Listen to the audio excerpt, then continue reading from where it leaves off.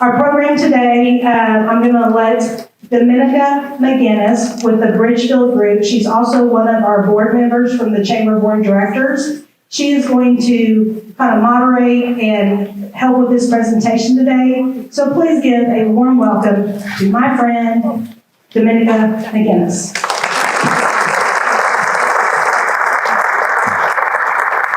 Good afternoon.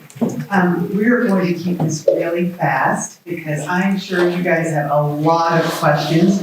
I'm excited to be here with you guys again. And I'm, known for handling challenging topics, and no one said this was going to be easy. So today I'm going to be your referee, moderator. And I'd like to welcome to the stage the group of people who have come to stand before you and hopefully provide you with factual information, not rumors, and give you an opportunity to get your questions answered. One of the things I'd like to point out, if you haven't had a chance already, there are slips of paper on your tables, and you may write down your questions, hand them in, and we will also provide those questions to be answered during at the end of our program. Each person will get a chance to speak for about 5 minutes, and then we'll take the questions that we've received. So you guys be thinking hard, write down your questions, we'll hand them to probably a chamber staff member or somebody will be flagging you down, and then they'll get them to us. So I'd like to welcome to the stage, they're coming on up already. I'd like to welcome to the stage Shay. Down here is Shay Rolson. She's the director of the City of Austin Water, basically, Austin Water. And so she'll have a lot of information for you. City of Bastrop Mayor Pro Tem, John Kirkland is here. John, you're going to be in my seat when I'm going to be there.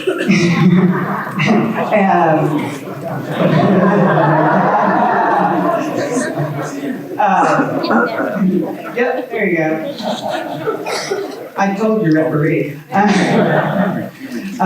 Also from WCID 2, which is Tahitian, y'all. Paul Hightower, he's the general manager and manages the things that are happening over there. And also Elvis Hernandez, who is the general manager of Lost Pines Groundwater Conservation District. That long name, but he's here to protect the water. Each of them have information for you that is factual and will help you get your questions answered. So with that, I'd like to give them a head start by asking you, if you know nothing about this project at all, please raise your hand. Okay, so that'll give them an idea of where they need to start with their information. If you've heard nothing but negative about this project, please raise your hand. Good things? Not as many. Okay, so with that, we're going to get started. All right, so we're going to start, and they were given the order already, so Shay will start, and I'll let her take it from here. You may use the podium if you like, or just take it from your seat.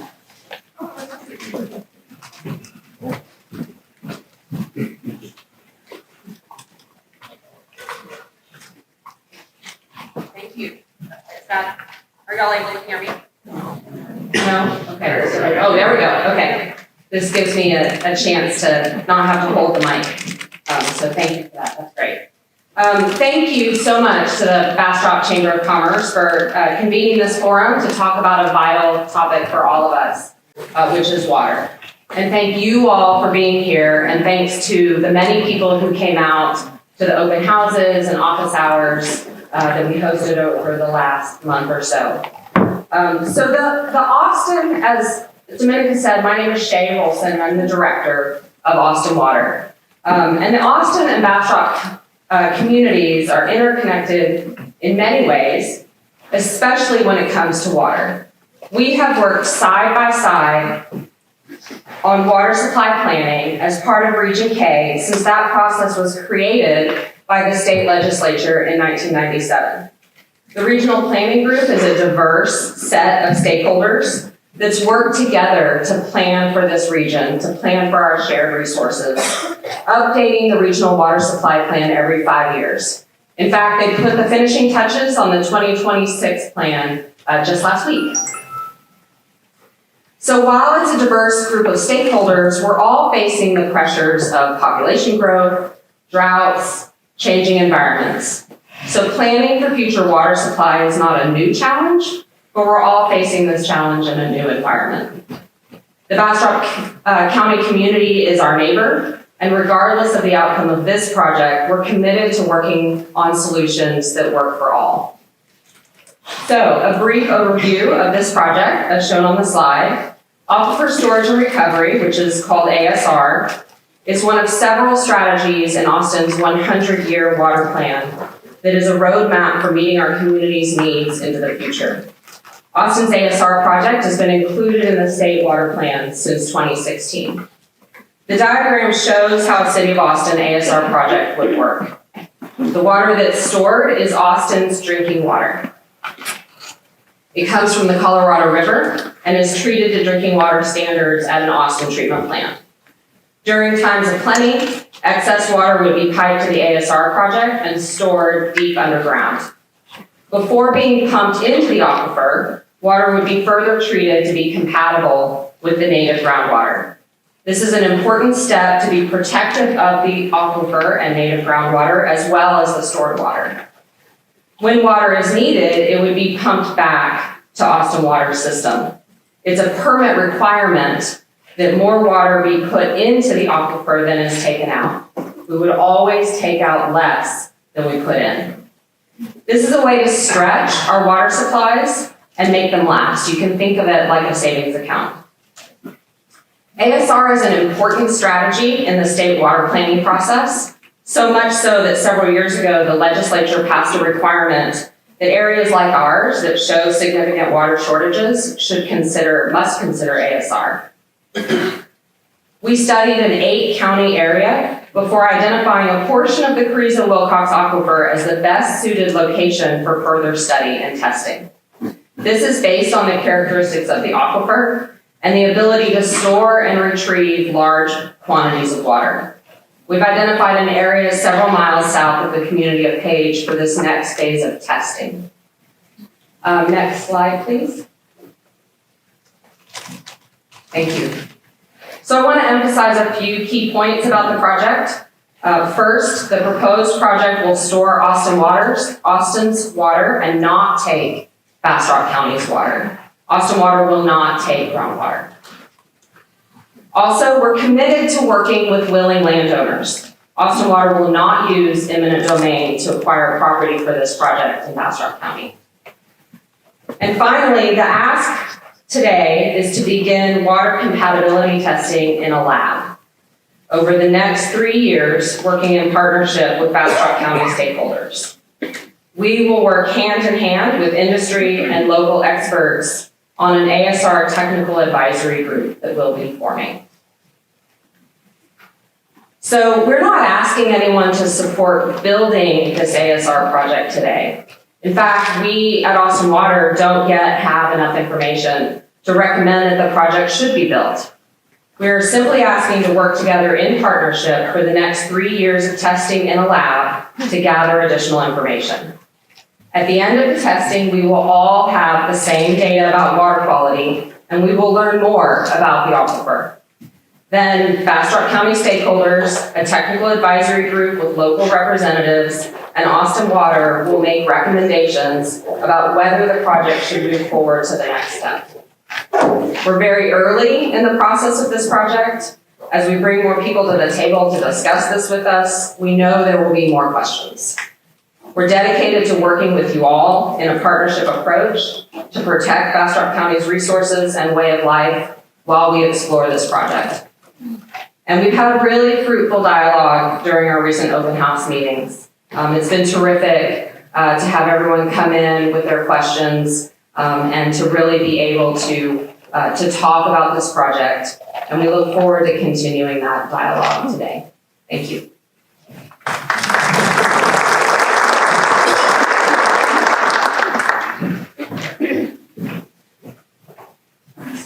Fence here.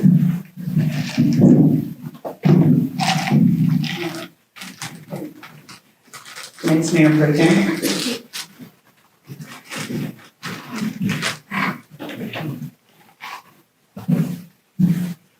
We're past noon yet? Good afternoon, good morning, something like that.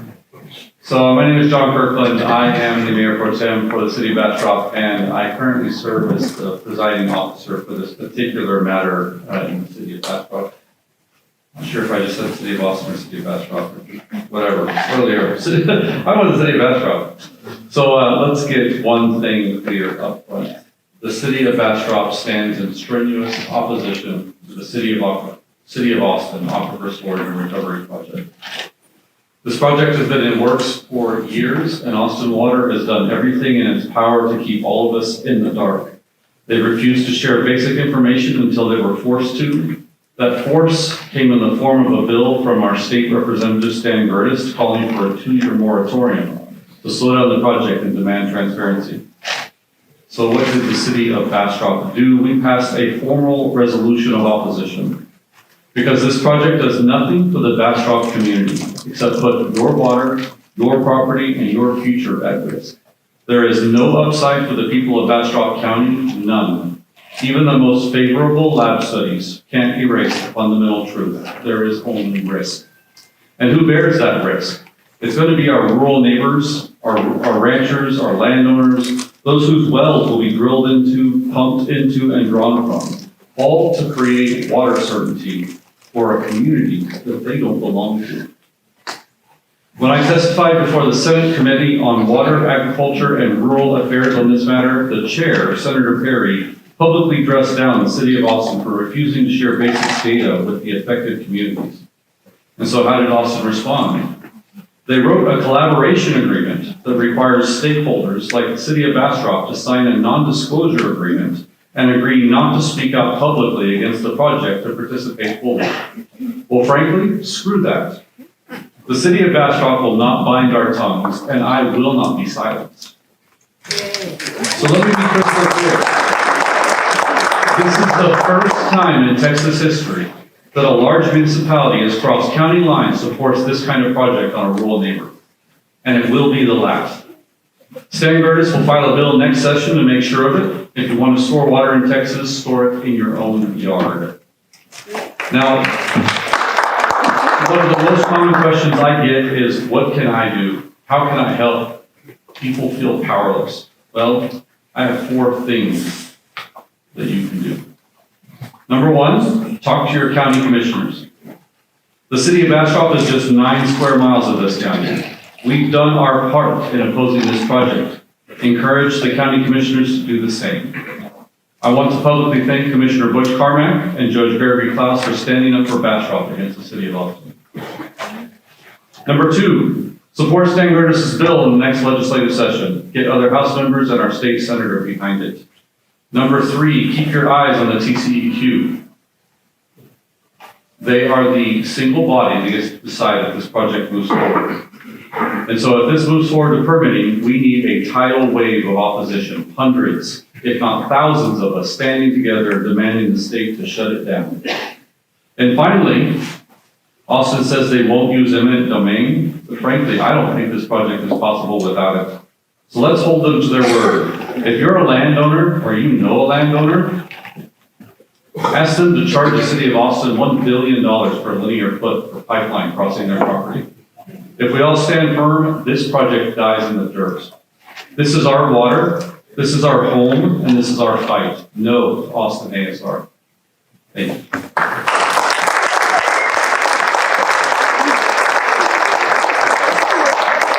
We've got to start with pros and cons, and so now we're going to offer Paul Hollfowler a moment to come up here. Paul has let me know that he's going to yield most of his time to Elvis Hernandez, and so he's just going to have a few things to say. Thank you, Vanessa. That is correct. I'm not going to take a lot of time. Through the meetings that we've had, we just had our 9th meeting yesterday.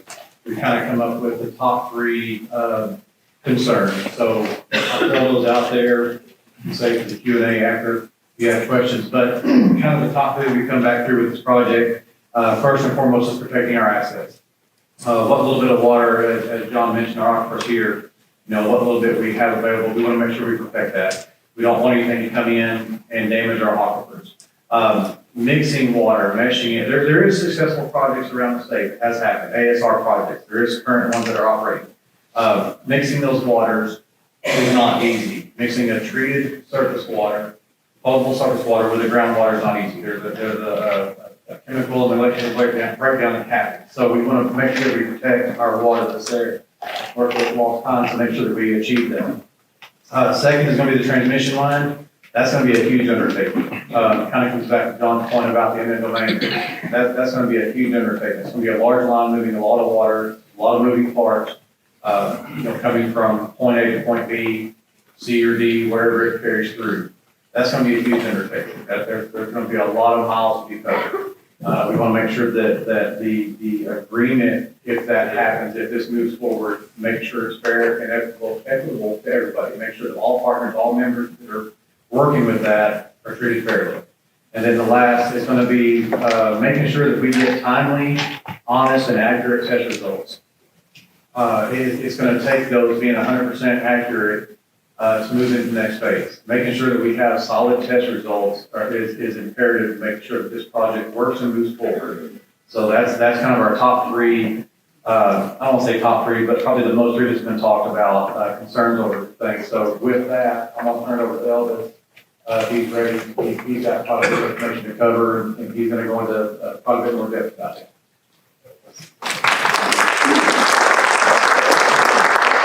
You guys have your questions ready? Because after Elvis, we're going to take questions. And he's got the remainder of his time plus the time.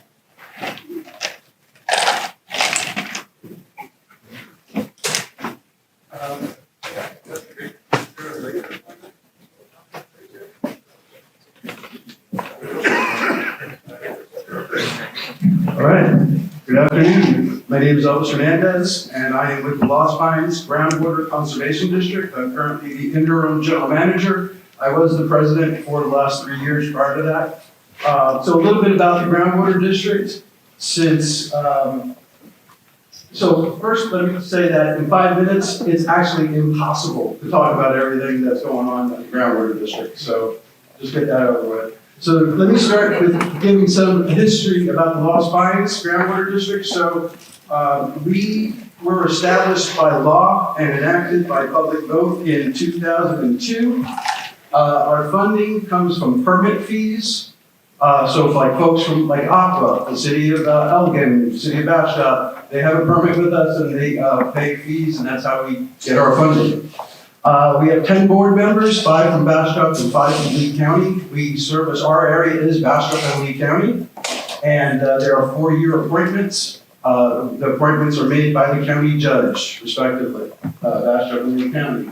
We are chartered by law to manage the groundwater, to manage the aquifers under Bastrop and Lee County. So we govern all the groundwater well permits, even exempt wells for domestic homes and livestock. If you're going to drill a new well, you have to come to us for a permit, the big guys and the small guys alike. And so we have spent in the last 4 years, we have spent hundreds of thousands of dollars improving our science. We have staff of hydrologists on staff, and we have undertaken efforts to do a three-dimensional mapping of the geology underneath Bastrop and Lee County. That was a whole 1-year effort, cost about $100,000 or so. We did also, based upon that, we've done well impact studies and studies on the impacts to the aquifers. And we've established a new well database, and we've improved our database data. And we've also received a grant from the Federal Bureau of Reclamation to improve our groundwater model. So a lot of work we've been doing. And here's an example of our 3-dimensional mapping project that we did. This is just a snapshot of the aquifers underneath Bastrop and Lee County. There are several aquifers and aquifer formations underneath Bastrop and Lee County. We are very blessed to have a very prolific aquifer called the Carrizo-Wilcox Group. And so we have lots of water in most of the county. Those aquifers outcrop and come up to the surface about in the western half of Bastrop County. Towards the eastern half of Bastrop County, those aquifers down dip, and they take a big dip down deep into the ground. So you'll see the big down dip, and then you'll see they're like layers of a cake, these different aquifers. and then they all come up here in Bastrop. And that's the most prolific area where you want to put in your well, the big well drawers. So with respect to the ASR project, first and foremost, what everyone must understand is that we have no local authority over ASR projects. We have been chartered by law to protect the aquifers. We are chartered to govern these aquifers and maintain them, with every respect except for ASR. ASR, by law, TCEQ, has control over the permitting of ASR projects. So we have no say in this project, or any ASR project, in terms of local controls. So let me just gather my thoughts here. So obviously, that is of concern. Mr. Gerdes, you can speak to your representative, your Senator Colpar, Senator Schwartner, Representative Gerdes. Tell them that we need local control over ASR. Okay? That's the root cause of the problem. So by law, we have no permit authority. As long as Austin Water does not take out more than they put in, they do not need a permit from the groundwater district. So there's two separate issues also that I want to differentiate. We have the long-term ASR that Shay spoke about and the short-term, the 2 to 3 year testing. They're two separate issues. In the long term, yeah, we have concerns over what's called the phase 2, where they actually start injecting tests and doing test injections. That we do have concerns over the long-term project. There's concerns over the compatibility of the water, the chemistry of that water going down in there. And so the long term, for sure, we have issues, we have concerns. We've been negotiating with Austin Water since April 7th, when Representative Gerdes got us all the stakeholders together at the state capitol. And ever since April, we've been meeting almost bi-weekly, we were bi-monthly, and all these concerns were expressed. So Austin Water then shifted focus in June, and they focused just on the short-term 2 to 3 year effort, which is above ground laboratory testing. In that short term, that's called a phase 1B. That's a 2 to 3 year effort. They're just going to drill 2 pilot holes and pull out samples and do laboratory testing. So that binding agreement is going to be up for debate and for vote at the various councils at our board meeting upcoming in October 15th. And basically, our position is that this technical advisory group will provide us the opportunity for a seat at the table. I've been negotiating, trying to push since April for us to get the Lost Pines to have a seat at the table so that we can work with them. It's better than having oversight, because oversight, you just come in, take a look at what's going on, and then you leave and you come back later. Well, this isn't that. We are going to be working with them, partners. And so we'll have access to the data, we'll have access to what tests they do, how many tests, and the test criteria for success and failure. And then we will have a recommendation as a voice in that technical analysis group. If my board decides to sign that binding agreement. Again, the agreement is only for the 2 to 3 year short-term project. So my opinion is that if you're not at the table, you're probably on the menu. Okay? So I would rather be at the table and have a seat at the table so that we can have access to the data and be able to test side by side with them, and we know what's going on. So again, everything has to be taken with the grain of this law, that we do not have any leverage, we have no authority over this. So as long as I can get our hydrologist a seat at the table, I think that's a win solution for us. And also, we realize that the cities, the towns, they don't have the expertise. We are the aquifer experts. We have the models. We have the hydrologists on staff. We can represent your interests. And that is what the cities and towns, I believe, are looking to us to be their science leaders, to lead them from a science perspective. With that, let me move on to the next slide. Here's also what I wanted to talk about is that there's a whole bunch of groundwater permits that are already existing, and there's several big groundwater permits that will be and are currently affecting Bastrop and Lee County. So up in Brazos Valley, up in College Station, Texas A&M, there's a whole bunch of permits right here, right on the border with Milam and Burleson County. That's in Brazos Valley Groundwater District. Then in the blue here, this is the Post Oak Savannah Groundwater Conservation District. We have a bunch of permits right on the border here with, they're called SOR. They used to be the Alcoa mines, the Alcoa permits. And then we have number 11 right here is, you might have heard of it, Vista Ridge. They're currently pumping millions of gallons of water from north of Lee County down to San Antonio. That started in 2021, and within 6 months of that going online, we had wells in north of Lee County going bad.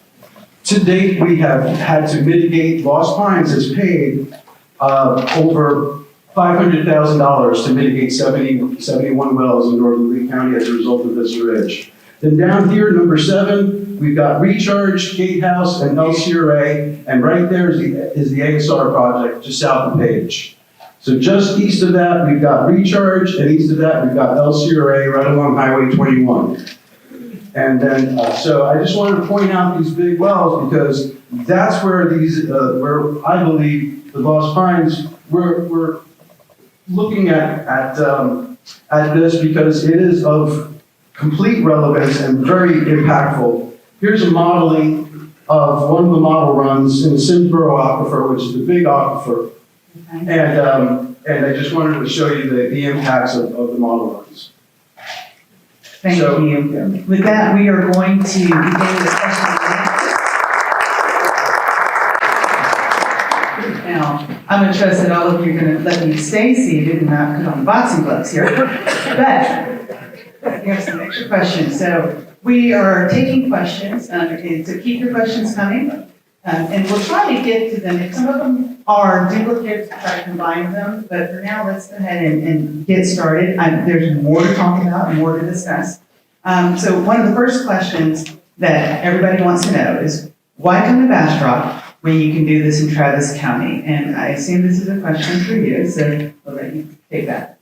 Sure, thank you. So there are many aquifers in Texas, and they have different qualities underground.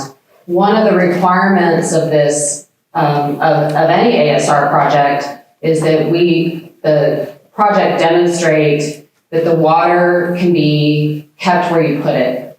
And so that the aquifer characteristics in Travis County are not conducive to as conducive as they are here to storing large amounts of water, retrieving that water, and keeping it in place because water does flow underground. And so when we looked at the 8-county area, Travis County was one of the counties that we looked at, and we did an analysis, desktop analysis. We are going to be doing field testing in Travis County as well. That is the plan, and so we'll continue to evaluate the opportunities. But the reason for the Carrizo Wilcox Aquifer is the aquifer characteristics. So one of the obvious questions based on Mr. Hernandez's presentation is Austin Water willing to allow a member of Lost Pines Groundwater Conservative District to be on its, be at the table, have a seat at the table? Absolutely, we're counting on it. Lost Pines Groundwater District, as Elvis described, is the groundwater expert in Bastrop and Lee County, and it has always been our intention, and we are looking forward to working with those experts. And the next question came as, why is the city of Austin, how are the city of Austin going to have property, take property from landowners, and how do we get the pipelines from Austin to Bastrop without doing this, without eminent domain? That is a great question. And it is one that may make the project infeasible if we're not able to acquire the property needed for the project. That surfaced as a concern very early on, and we understand that concern. And so we've made the commitment not to use eminent domain, to work with willing landowners. The pipeline route will depend on being able to acquire the property needed for the pipeline alignments. The property over the stored water, there are different options for how we manage that property. There will be infrastructure, wellheads that will be scattered around this area that will need to have ownership of that property. But the remainder of the property above the stored water zone could be easements. It could be a purchase and then leased back to the landowner to continue to live on, to continue to use as it is. Austin Water has a lot of experience with managing property. We manage about 49,000 acres of wildlands in Travis and Hayes County. And so, we're looking forward to working with landowners to help preserve those properties that families own and work with willing landowners. So before we head into more of our questions, I'd like to give the other panelists an opportunity to either address some of the things that were said or ask your own questions. Anybody? Well, one of the things that came to mind for me is that the seat at the table comes with shackles. And that is that the seat at the table requires that you sign in the contract an agreement that you will not speak out against the project. That's not correct. Well, I disagreed. I just read it this morning. Okay, and so what we're hearing is we need the visibility and transparency on the contract. The contract that you're referring to, where we can't speak out, that's a non-disclosure agreement just to see their desktop study. And we, as a district, we don't even want to see that desktop study, so we're not going to sign that NDA, so we're not going to be bound by it, and so we can say whatever we want. It's only the NDA because they have maps of the property locations that they're looking at, and just like any government agency, you tend to not disclose your property deals, real estate deals. You do that behind closed doors in executive session. So that is the NDA. It's purely on the desktop study, and that's purely to see the maps in terms of their boundaries. The signing of the binding agreement of Phase 1B for the next 2-3 years, that does not at all preclude those stakeholders that sign that from speaking out. Memorandum of understanding. It's a binding so it started out as an MOU, looking at the big picture of everything, and then in June, Austin Water decided to focus on just Phase 1B, and it's now a binding contract. And that binding contract does not preclude folks that sign from speaking out. Okay. I think that makes everyone feel better. Next question was from the audience. Why not have civilian representatives involved? Well, so I'm thinking about how to answer the question only because we want everyone to be involved and engaged in this process, and we welcome that involvement. The evaluation of the data and the technical advisory group, this is pretty highly technical, complex work. And so we're really looking for that expertise to help us evaluate the data. And Elvis talked about the hydrogeologist that Lost Pines has on staff. We know there are individuals in the community that have that expertise from their own professional experience. We've been approached by at least one of them inquiring about the opportunity to be on the technical advisory group, and we're looking forward to building that group in a way that brings all of the local expertise as well as expertise from across the state and nationally to help us evaluate the data. So we have a question that asks about the expertise since we're on that topic. Being in the Colorado River watershed, what is the LCRA's position on this project? I also know that Aqua Water is here and others are here. Do you know any of their positions, you, or if you represent someone in those organizations, do you have a position? Well, I never want to speak for another organization, but certainly Aquifer Storage and Recovery is a water supply strategy that is being looked at and evaluated by across the state. So there's probably, I'm sure there's many of the regional planning groups are looking at ASR. Our regional planning group, Region K, includes the Lower Colorado River Basin, so that includes LCRA, Aqua Water Supply Corporation, Lost Pines, other entities in our region, and ASR is certainly a part of those strategies. Both LCRA and Aqua have their own ASR plans. Actually, Aqua last month presented at the Lost Pines board meeting their ASR plans to put in an ASR up on Highway 95 by Coolwater Drive. And however, that differs because they're taking groundwater and injecting it back into the ground. So that's where it differs quite a bit from the Austin water, because they're taking Lady Bird Lake treated water. Okay, so the treated water versus the groundwater, which makes the chemistry extremely difficult that you mentioned to get correct. And since we mentioned chemistry, what do we know about the dangers of the chemistry of injecting surface water into aquifers? Well, I think one thing that's important to understand is that across Texas, there are water utilities that have a variety of water sources that they bring together. And so there is a lot of understanding of how you do that testing and blending in order to make sure that you don't have adverse reactions between the blended waters. Now, of course, there's the added complexity in ASR of doing that blending underground. And so the goal of the ASR project is to inject the water underground, and that displaces the native groundwater and will create an edge of mixing, but that the water that is stored is uniform in its characteristics and not mixing with the native groundwater. And so a big part of this field testing is proving we can do that for this project with these waters in this location. I don't know, Elvis, if you want to add to that. I'm sure that some of the questions may also revolve around the idea or understanding what does this do for Bastrop? And if not anything beneficial for Bastrop, then is Austin occupying the space that Bastrop would prefer to use to store our own water if needed?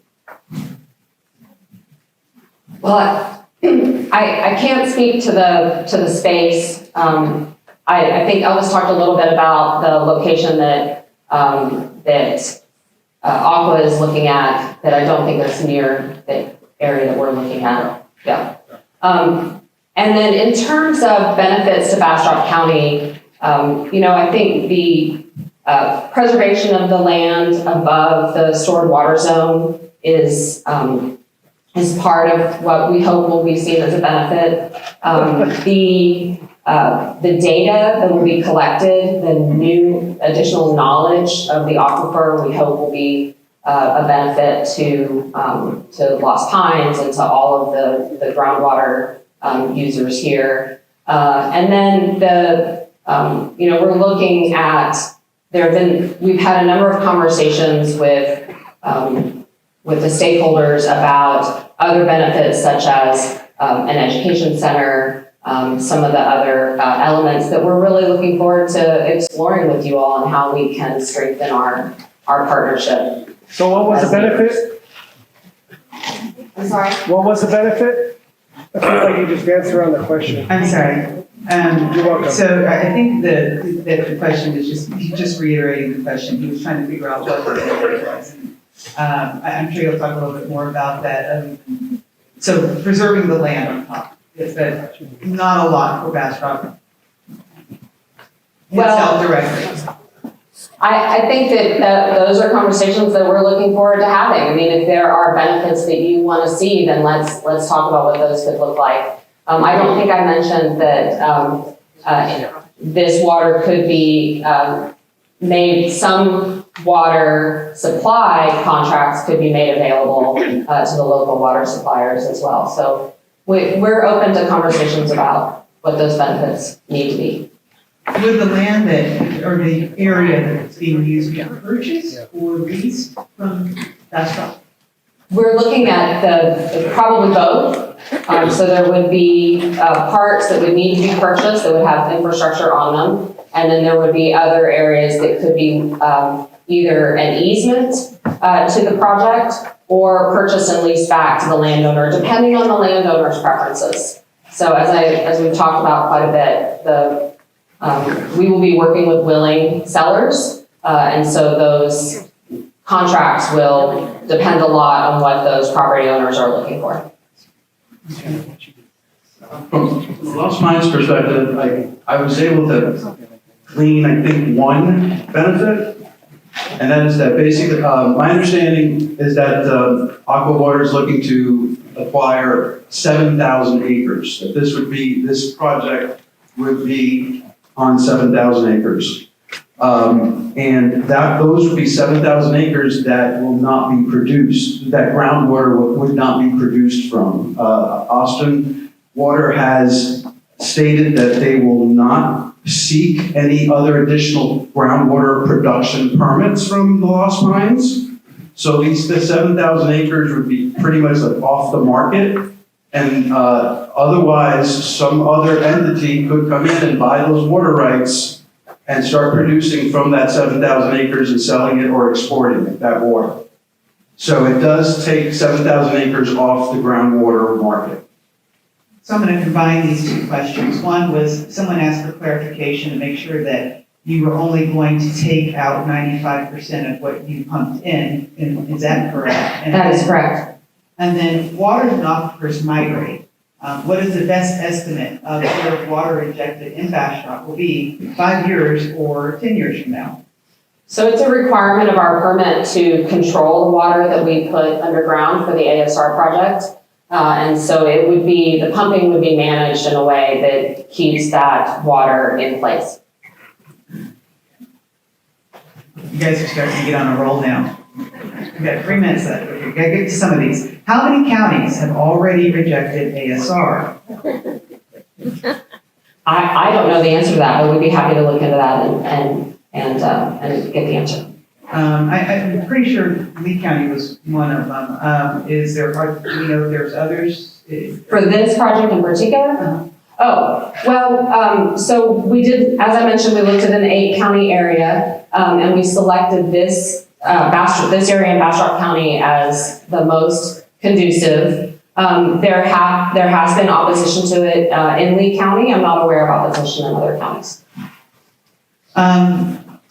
There's been a lot of legislation mentioned. So is there a bill? Do you know if there's a bill process to change the process to allow the city to vote on the decision instead of,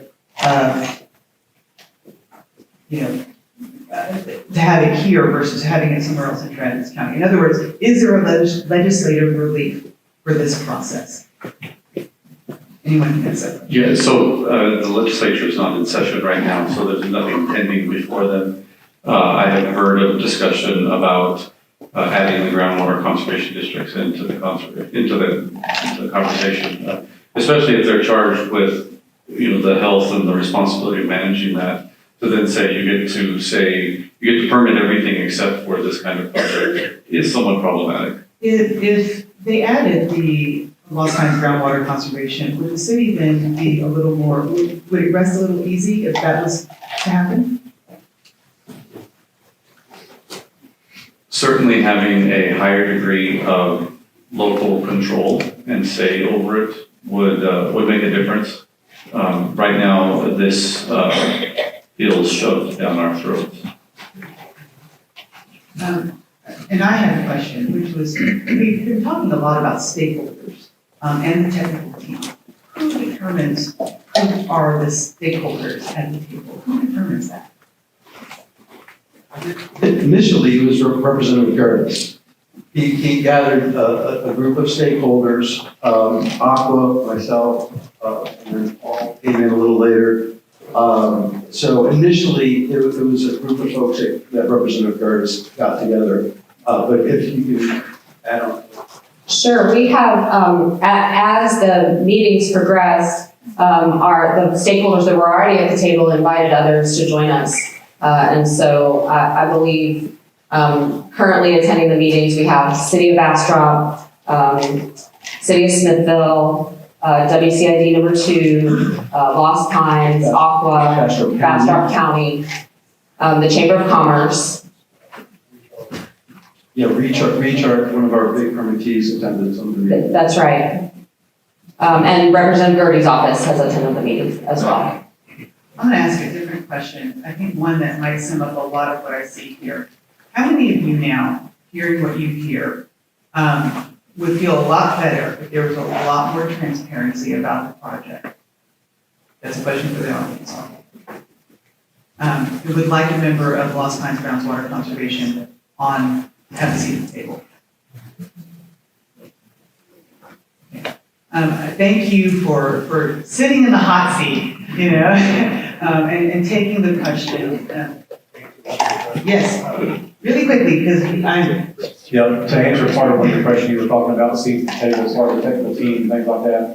The stakeholders, as he mentioned, was all brought in, and then the technical team was made up of people internal from that have the backgrounds for that, or that sit on a permanent committee or from the city or something. And so I know it's Elvis, Andreas with the city, myself, if I'm leaving out, I know there's a few others that make up the technical team that's working with Austin on that project, for the technical side of that. So we can review the results, we can review the language and everything when that starts happening. Thank you. We've seen as a best practice in ASR projects that, as Elvis mentioned, there's not a regulatory requirement to seek a ASR permit with the groundwater district, but it is a best practice to have an agreement with the local groundwater district and to share information in a transparent way. And that's always been our plan, and we're working toward that. Living in Bastrop is like living in a Hallmark movie, so we are definitely going to share information in a transparent way, right? Thank you so much, and you know, for your time and for questions. And I would like to also add that you're going to hang around for 30 minutes so that the questions I didn't get to, you guys can bombard them. Thank you.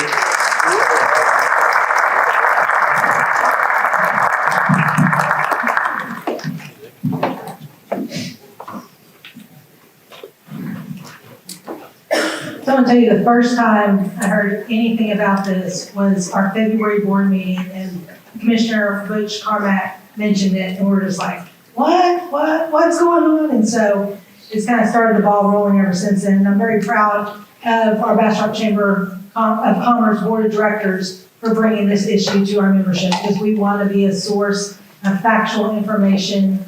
Again, we don't want you getting your news on Nextdoor. Those are usually keyboard warriors, but we want you to have the facts and be able to make, good, sound decisions based on factual information. So I appreciate all these panelists being here and sharing with us today. So.